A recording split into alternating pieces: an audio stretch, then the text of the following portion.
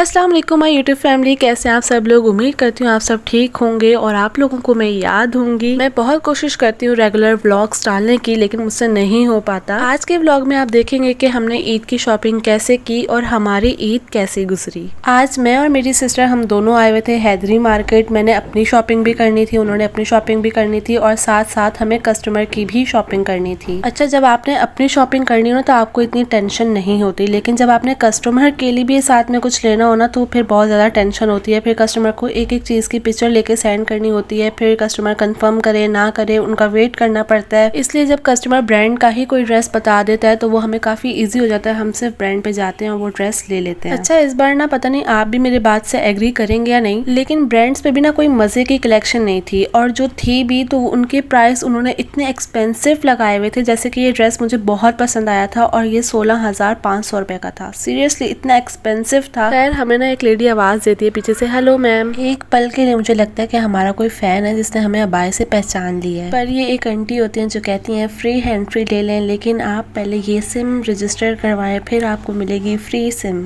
अभी तक हम सिर्फ ब्रांड्स का ही चक्कर लगा रहे हैं, ना मुझे कुछ समझ में आया था, ना मेरी सिस्टर को कुछ समझ में आया और ना ही कस्टमर के लिए कोई चीज़ समझ में आई। उसके बाद हम लोग आए थे जे डॉट पे, यहाँ से हमने परफ्यूम लेना था, वो परफ्यूम लिया, हम वहाँ से चलना स्टार्ट हुए थे और चलते चलते हम यहाँ तक आ चुके हैं और अभी तक हमने कुछ भी नहीं लिया सिवाय एक परफ्यूम के। पहले जब ईद आने वाली होती थी तो स्टॉल लगते थे ईद कार्ड्स के, लेकिन अब ये ट्रेंड आ गया है ईदी के एनवेलप्स का। मेरी नजर पड़ती है इस वाले एनवेलप पे, जो इंडियन फैंस है उन्हें नहीं पता होगा, ये हमारा 1000 रुपीज का नोट है एंड इट्स लुक लाइक जैसे असली का नोट हो। आप इसके अंदर किसी को 100 रुपीज या 50 रुपीज भी डाल के दे सकते हैं और ये 5000 का हमारा नोट है। आप इसके अंदर भी 50 रुपीज किसी को डाल के दे दो, वो खुश हो जाएगा। हाँ, मतलब आप बड़ों को नहीं दे सकते, लेकिन बच्चे तो बहुत ज्यादा एंजॉय करेंगे इसे। मैं कहीं बाहर जाऊं और वहां की स्नैप ना लूं, ऐसा हो नहीं सकता, तो मैंने स्नैप ली, स्ट्रीक सेंड की। ईद की शॉपिंग भले कंप्लीट ना हो लेकिन स्ट्रीक नहीं टूटनी चाहिए। कस्टमर के जो हमने ड्रेस लेने थे, उन्होंने जिस ब्रांड से वो ड्रेस पसंद किया हुआ था वहाँ पे वो अवेलेबल ही नहीं था। उनका कहना था कि आप हमारी लकी वन वाली ब्रांच में चले जाएं, वहाँ ये ड्रेस आपको मिल जाएगा, लेकिन अब वहाँ कौन जाए। साथ साथ अपनी शॉपिंग भी डन करनी थी क्योंकि हम लोग ऑलरेडी इतना लेट शॉपिंग पे निकले थे। ईद में सिर्फ 3 या 4 दिन थे जब हम लोग शॉपिंग के लिए निकले थे। मुझे तो ये भी टेंशन हो रही थी कि पता नहीं टेलर हमारे कपड़े लेगा भी या नहीं।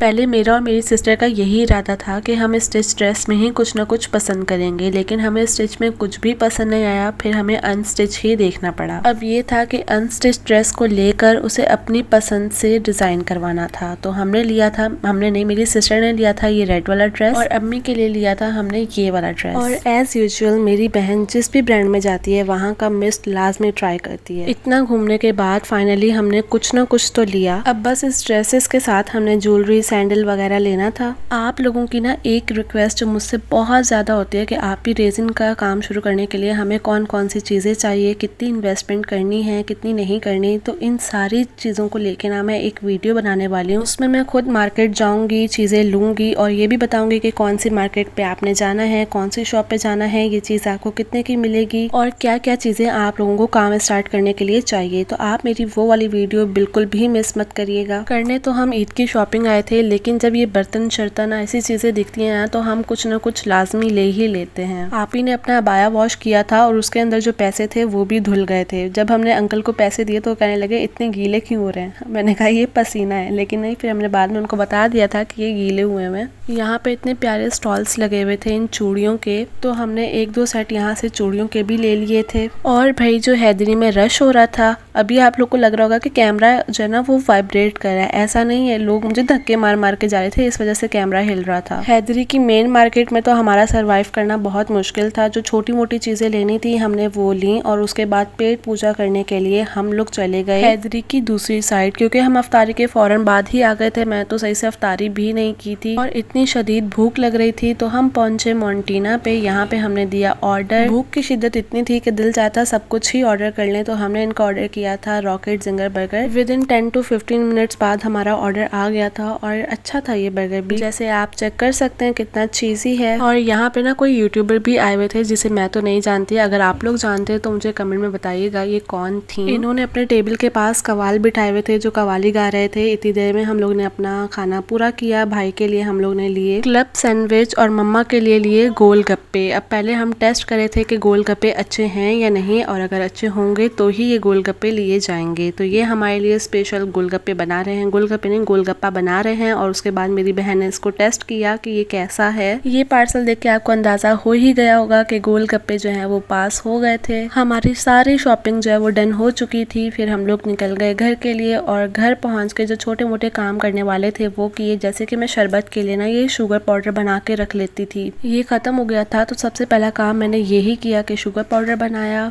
कुकिंग ऑयल खत्म हो गया था वो डाला। ये इमली का पैकेट था जो कि ना पता नहीं क्यों इसमें एयर बन गई थी, और मेरी कैट्स कह रही थी कि मुझे दे दो मैं इनके साथ खेलूं।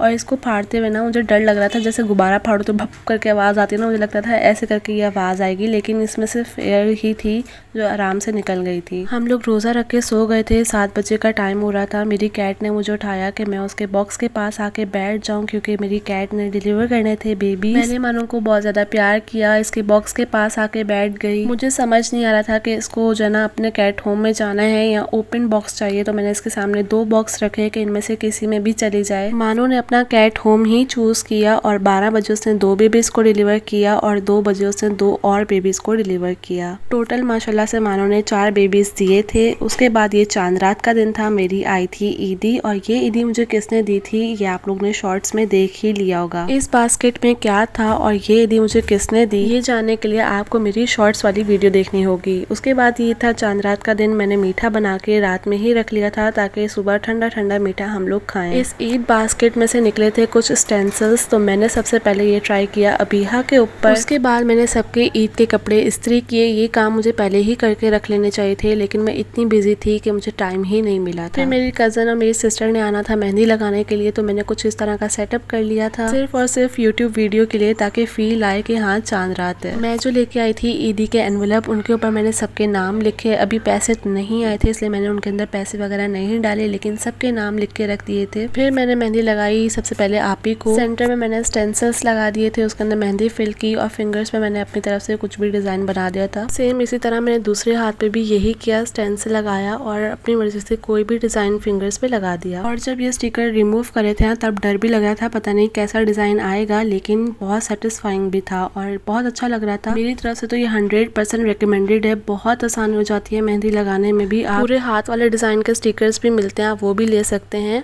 पापा लेके आए थे हम सब के लिए फालूदा, तो हमने एंजॉय किया ये फालूदा। ये थी मेहंदी की फाइनल लुक, जो कि मुझे तो बहुत प्यारी लग रही थी। आप लोगों को किस तरह की लग रही थी मुझे कमेंट में बताइएगा। मैंने अपने हाथों पे मेहंदी नहीं लगवाई क्योंकि मुझे बर्तन धोने थे। चुटकी बजाई, बर्तन धुल गए। काश के ऐसी चुटकी हो सकती। उसके बाद पॉलर वाली आ गई थी। अम्मी ने अपनी आईब्रोज बनवाई। हम पॉलर वाली को घर पे ही बुला लेते हैं, बाहर नहीं जाते। पॉलर वाली आंटी की 2 बेटियां थी छोटी, उनको भी मैंने मेहंदी लगा दी। अब एक तरफ मेरी कजन मुझे मेहंदी लगा रही है और एक तरफ मैं उसको लगा रही हूँ, मतलब मेरे सीधे हाथ से मैं उसके उल्टे हाथ को लगा रही हूँ और वो अपने सीधे हाथ से मेरे उल्टे हाथ को लगा रही है। ये वाली मेहंदी जो है वो मैंने उसको लगाई थी। उसके बाद हम लोग सो गए थे, सुबह हो गई थी। पापा ईद की नमाज पढ़ने के लिए चले गए थे। इस बार तो जमाती है ना, वो हमारी गली तक आए हुए थे, ये देखिए। और ये है मेरी मेहंदी, मैंने अपने लेफ्ट हैंड पे ही लगवाई थी, राइट पे नहीं लगवाई क्योंकि टाइम नहीं था। और जब आप दूसरों को मेहंदी लगाना तो आपके हाथ का ऐसा हाल हो ही जाता है। ईद की नमाज खत्म हो गई है, सब ईद की नमाज पढ़ के घर के लिए आ रहे हैं। पापा भी आ गए थे। फिर हम लोग ने मीठा खाया। जब पापा ईद की नमाज पढ़ के आ जाते हैं तो हम मीठा खाते भी हैं और अपने पड़ोसियों में भी मीठा देते हैं, मीठी ईद को और ज्यादा मीठा करने के लिए। अब अहमद भी नमाज पढ़ के आ गया था। अहमद को ईदी दी। अहमद की डिमांड होती है कि मुझे सबसे ज्यादा ईदी मिलनी चाहिए, और वो हम सबसे ज्यादा ईदी ले भी लेता है। पापा ने दिए मुझे पैसे और बोला सबके एनवेलप में इतने इतने पैसे डाल दो, तो मैंने इतने इतने पैसे डाल दिए। वैसे अंदाजा तो आपको हो ही गया होगा कि कितने पैसे एक एनवेलप में जा रहे हैं। सबकी ईदी एनवेलप में मैंने डाल दी थी। ये स्पेशल बास्केट मैंने बनाई थी। वैसे तो मैं चाहती थी इसको बास्केट में डालूं, बट बास्केट मुझे मिली नहीं थी। ये स्पेशल ईदी मैंने दी थी अबिहा को। अबिहा हमारे नेबर्स की बेटी है, मेरी कजन भी है। हमारे घर ईद के पहले दिन जो है वो पापा कुकिंग करते हैं। पापा ने खाना बनाया, फिर हम लोग ने खाना वाना खा के सो गए। सोने के बाद फिर हम लोग ने ली मिठाई। मिठाई के 3 पैकेट्स बनवाए और पापा की भतीजियों के घर हम लोग मिठाई देने के लिए चले गए। मिठाई के साथ साथ उनके बच्चों को हमने ईदी भी दी। पहले तो हमने पूरा दिन वेट किया कि हमारे घर कोई तो आएगा, लेकिन कोई भी नहीं आया। फिर जब हम इनके घर थे तो अब्बू की एक भतीजी की कॉल आती है कि हम आपके घर हैं, आप कहाँ हैं। हम फिर जाते हैं अपने घर पे, उनके साथ बैठते हैं, उनको ईदी देते हैं। फिर उनकी बेटियों के साथ मेरा प्लान बनता है कि हम लोग कहीं आइसक्रीम खाने के लिए चलते हैं। वैसे हर ईद पे ही ये होता है, या तो मैं उनके घर चली जाती हूँ या वो मेरे घर पे आ जाती हैं और हम लोग मिलके फिर आइसक्रीम खाने के लिए जाते हैं। और इस तरह हमारा ईद का फर्स्ट डे गुजर जाता है। आज है ईद का सेकंड डे और मैं खाने लगी हूँ नाश्ते में हलवा पूरी। पूरे रमजान इसका इतना वेट किया था ना। आज मैं बहुत सिंपल सा तैयार हुई हूँ, प्लेन ब्लैक ड्रेस के साथ मैंने ये वाला दुपट्टा मैच कर लिया था और साथ में ब्लैक एंड गोल्डन कलर के खुस्से थे।